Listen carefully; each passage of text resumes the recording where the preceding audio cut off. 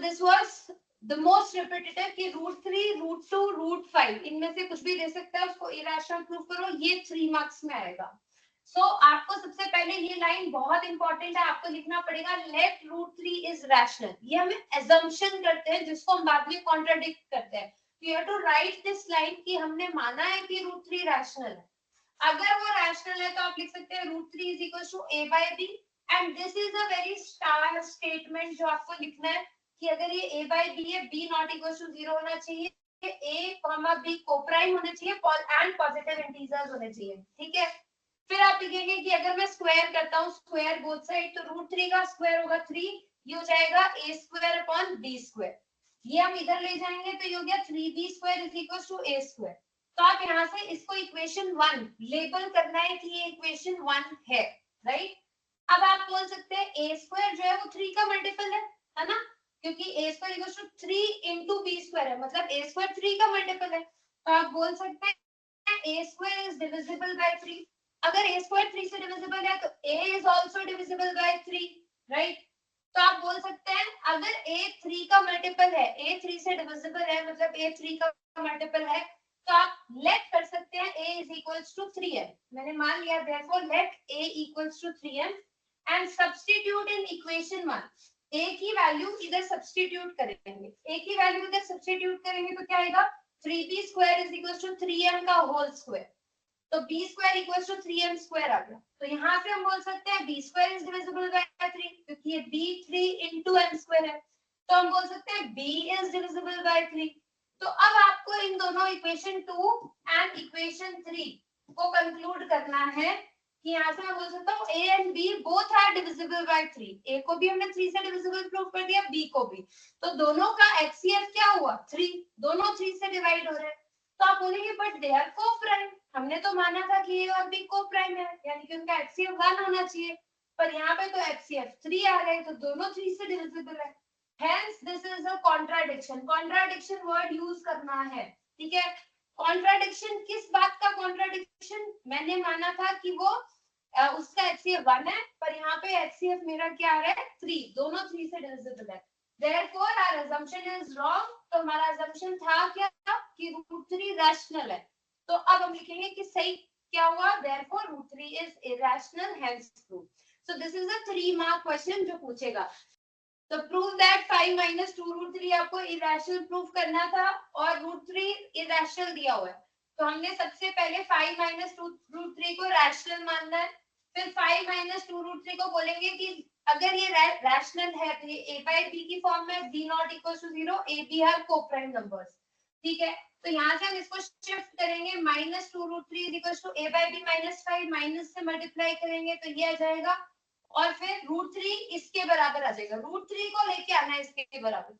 अब इसमें ये वाला पोर्शन हम प्रूव करेंगे कि रैशनल है, तो हम बोल सकते हैं a by 2b is rational because a and b are integers. अगर ये रैशनल है तो 5/2 माइनस a by b भी रैशनल होगा, क्योंकि रैशनल माइनस रैशनल भी रैशनल होता है। अगर ये रैशनल है तो यहाँ से हम बोल सकते हैं, ये इक्वेशन 1 लिख लेना यहाँ पे, तो आप बोल सकते हैं therefore √3 is rational from equation 1। यहाँ पे ऐड कर सकते हो कि इक्वेशन 1 से अगर ये रैशनल है तो ये इसके बराबर है, तो ये भी रैशनल होना चाहिए। अगर ये रैशनल है तो हम बोलेंगे but this is a contradiction, क्योंकि क्वेश्चन में दिया है √3 is irrational, therefore our assumption is wrong। हमने क्या माना था irrational, तो ये क्या हुआ irrational, hence true। So this is how you have to prove using contradiction in सबको irrational proof करना। अब आता है 2 मार्क क्वेश्चन में ये वाला क्वेश्चन कि find the HCF and LCM of two numbers using prime factorization method। Prime factorization का यूज करके HCF और LCM निकालो। यहाँ पे नंबर बदल जाएंगे, मेथड ये यूज करना है। तो सबसे पहले तो आप करेंगे फर्स्ट नंबर, आप ऐसे लिखेंगे proper, first number is equals to 96, second number is equal to 120, और फिर आप राइट साइड में इनका एलसीएम निकाल के दिखाएंगे, फिर प्राइम फैक्टराइजेशन करेंगे बेसिकली। तो 96 का करेंगे तो ये आ जाएगा 48, फिर 24, फिर 12, फिर 6, फिर 2 एंड फिर 3 और 120 का भी निकाल के दिखाएंगे साइड में वहीं पे 60 30 15 5 1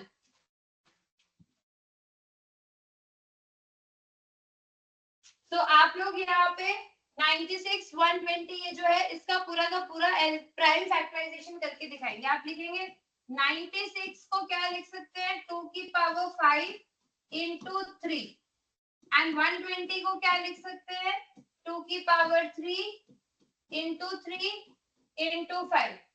अब हमें HCF और LCM निकालना है तो अब आप डायरेक्टली लिखेंगे therefore HCF of 96, 120 का HCF क्या होगा। HCF में हम कॉमन फैक्टर लिखते हैं तो 2 और 3 लिखेंगे और उसकी लोवेस्ट पावर 2 की लोवेस्ट पावर है 3 और 3 की लोवेस्ट पावर है 1 तो 8 into 3 24 HCF आ गया। अब आप लिखेंगे LCM 96 और 120 का कितना आएगा सारे के सारे फैक्टर 2 3 5 और उनकी हाईएस्ट पावर इसकी हाईएस्ट पावर है 5 इसकी 1 इसकी 1 तो दिस इज 32 into 15 ये करके लिख दीजिए।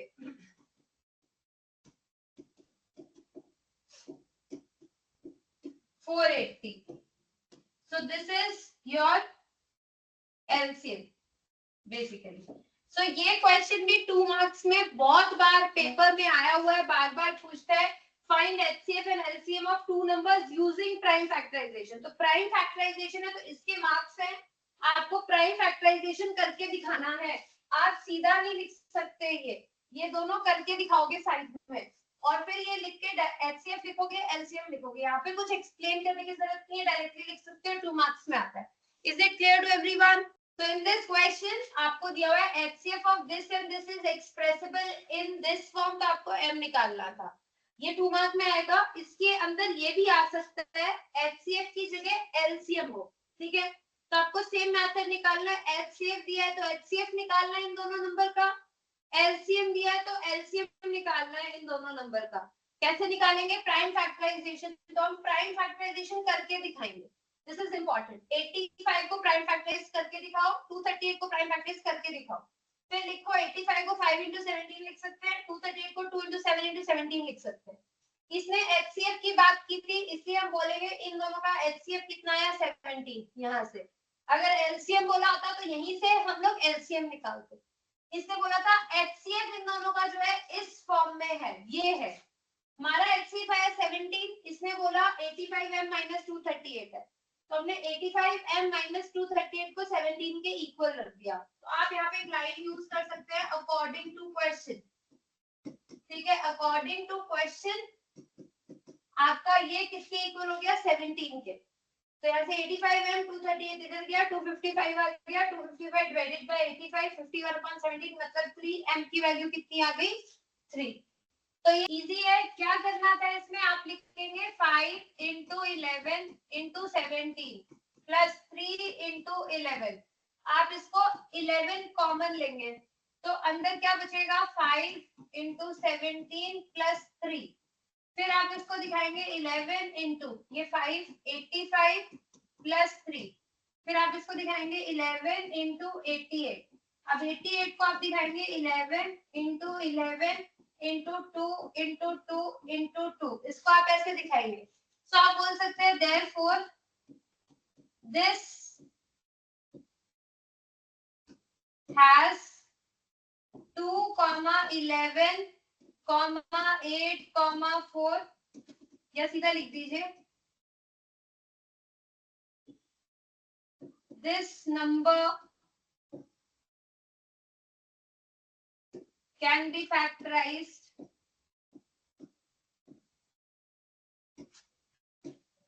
in more than 2 factors hence it is a composite number। ये स्टेटमेंट आप कुछ भी लिख सकते हैं। आप लिख सकते हैं कि इसके 2 से ज्यादा फैक्टर है 2 11 हमने इसको फैक्टराइज करके दिखा दिया. So in this question, show that the number this is a composite number. So जब भी आपको इस टाइप का नंबर आएगा ना, उसमें दो चीजें होंगी, लेफ्ट साइड और राइट साइड नंबर्स मल्टीप्लाई करके लिखे होंगे, बीच में प्लस या माइनस लगा हुआ होगा जब भी ऐसा क्वेश्चन आएगा. और ये लेफ्ट साइड और राइट साइड में ना कुछ कॉमन होगा. जैसे यहाँ पे 11 और 11 कॉमन है, तो आपको यही करना है कि आपको सबसे पहले क्या करना है, कॉमन चीज इसको लिखो और जो कॉमन चीज है उसको बाहर निकाल दो, और जो अंदर बचता है उसको सॉल्व कर लो. जैसे मैंने इसको सॉल्व करके 88 कर दिया, तो 11 into 88 आ गया. अब 88 को स्प्लिट करके लिखना है, लिख दो प्राइम फैक्टराइज कर दो. प्राइम फैक्टराइज करने के बाद लिख दो कि this number can be factorised in more than 2 factors. Prime number क्या होता है, नंबर जिसका वो खुद या वन ही प्राइम फैक्टराइजेशन करते हैं, तो सिर्फ वो नंबर खुद होता है या वन होता है, उसके दो ही फैक्टर्स होते हैं, वो खुद और वन. तो आप लिख देंगे कि इसके दो से ज्यादा फैक्टर्स है, ये दो से ज्यादा उसमें फैक्टराइज हो रहा है, तो ये डेफिनेटली क्या है, कॉम्पोजिट नंबर है. So hence it is a, so this statement you can mould a little bit in your own language, that's fine. ये आपको करके दिखाना है कि कैसे ये कॉम्पोजिट नंबर है. So in this question, word problem HCF LCM, traffic lights at 3 different roads दिया हुआ है, 48 सेकंड, 72 सेकंड, 108 सेकंड्स के बाद में चेंज होती है, ठीक है. एंड 7 AM पे एक साथ चेंज हुई थी, तो पूछे नेक्स्ट कितनी देर बाद चेंज होगी, राइट, या किस टाइम पे होगी. तो हम इन सब का एलसीएम निकालेंगे, तो उसके लिए हमने तीनों का प्राइम फैक्टराइजेशन करके दिखाया, फिर हमने तीनों को प्राइम फैक्टराइजेशन फॉर्म में लिखा, फिर हमने तीनों का एलसीएम निकाला. एलसीएम कैसे निकालते हैं, कॉमन सारे के सारे फैक्टर्स लिख लो, इसमें 2 और 3 है, सारे के सारे प्राइम फैक्टर, उनकी हाईएस्ट पावर, 2 की हाईएस्ट पावर क्या है 4, 3 की हाईएस्ट पावर क्या है 3. तो यहाँ से हमारा क्या आ गया, एलसीएम वो आया 432 सेकेंड्स. तो अब हम मिनट्स में और सेकंड्स में चेंज करेंगे. 432 सेकंड्स थे, तो 432 डिवाइडेड बाय 60 करेंगे तो मिनट्स आ जाएगा, तो 7.2 मिनट्स है.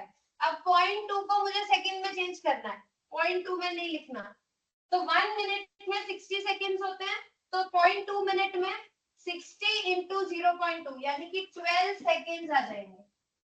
तो यहाँ से आप लिखेंगे they will change together next after 7 minutes 12 seconds. Find HCF and LCM of these two number and you have to verify. ये बहुत इंपॉर्टेंट है, वेरिफिकेशन आपको करके दिखाना होता है. सबसे पहले आपको इसका प्राइम फैक्टराइजेशन करके दिखाना पड़ेगा, तो ये दोनों चीजों का आपका हाफ मार्क्स होता है कि आप प्राइम फैक्टराइजेशन करके दिखाएं.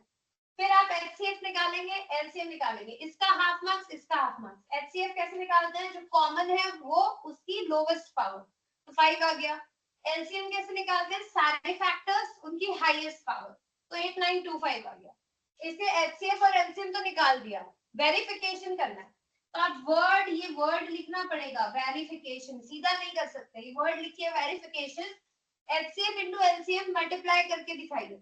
5 ये है, इन दोनों को मल्टीप्लाई करके दिखाया 44625. जैसे ही आपने मल्टीप्लाई करके दिखा दिया, वैसे ही आप प्रोडक्ट ऑफ नंबर्स वेरीफाई करके दिखाइए. प्रोडक्ट ऑफ नंबर्स भी यही आ रहा है, तो अब आपने वेरीफाई कर दिया. हेंस एचसीएफ एलसीएम का प्रोडक्ट और दोनों नंबर्स का प्रोडक्ट सेम आ रहा है, हेंस वेरीफाइड कि ये दोनों, ये जो पूरा स्टेटमेंट है ये ट्रू है. Is it clear to everyone?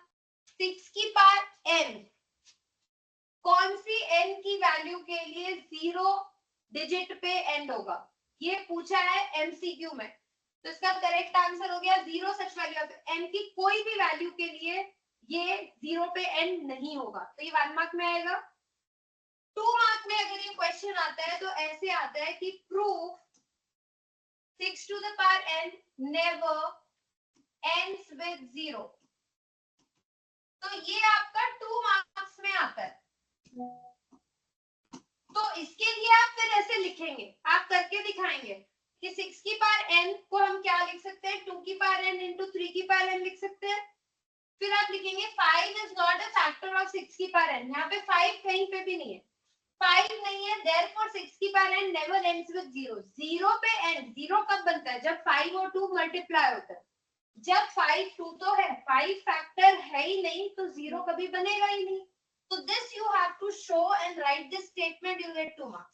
Understood? ठीक है, समझ में आया?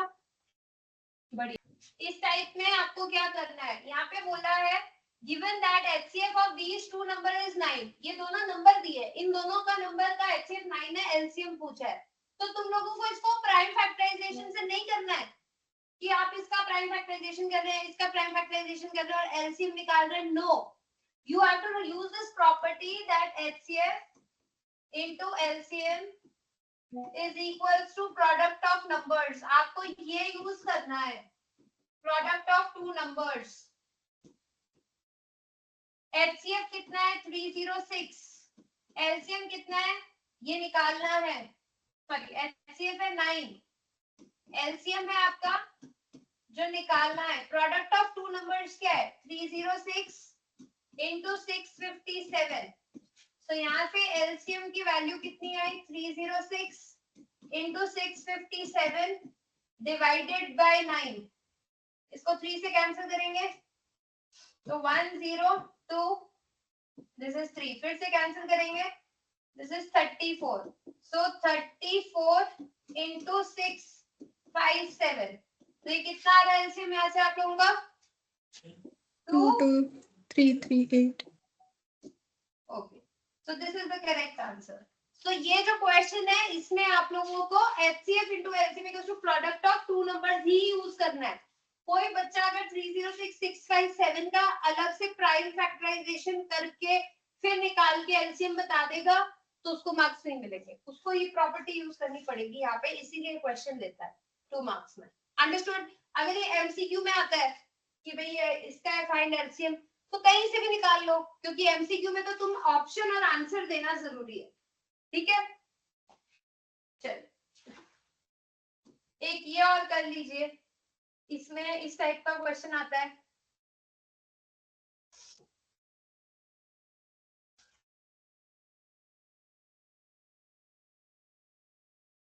फ्रैक्शन में इरेशनल प्रूव करना हो तो कैसे करते हैं?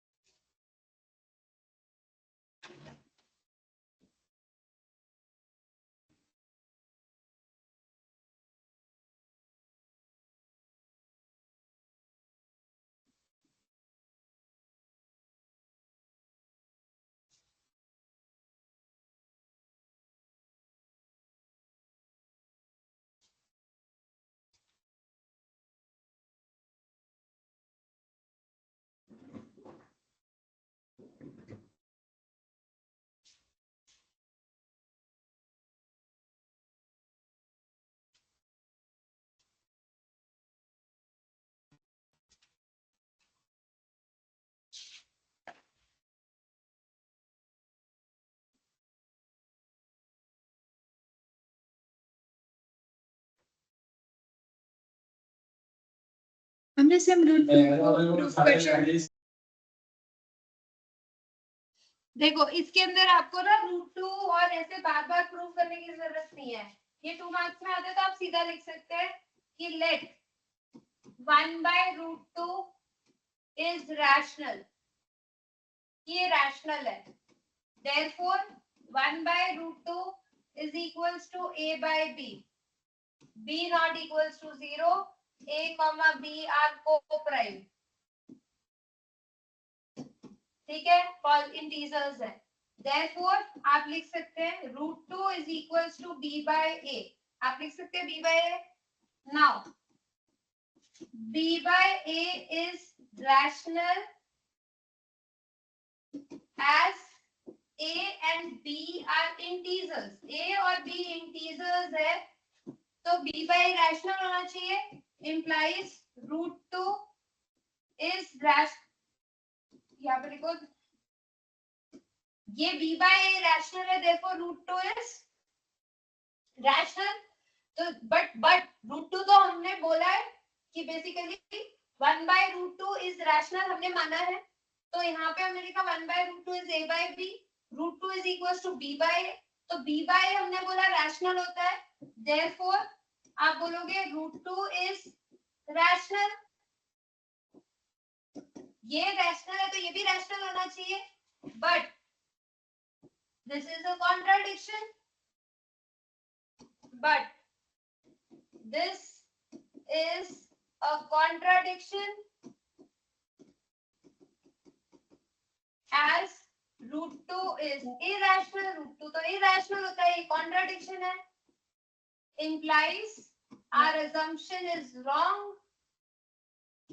Our assumption is wrong.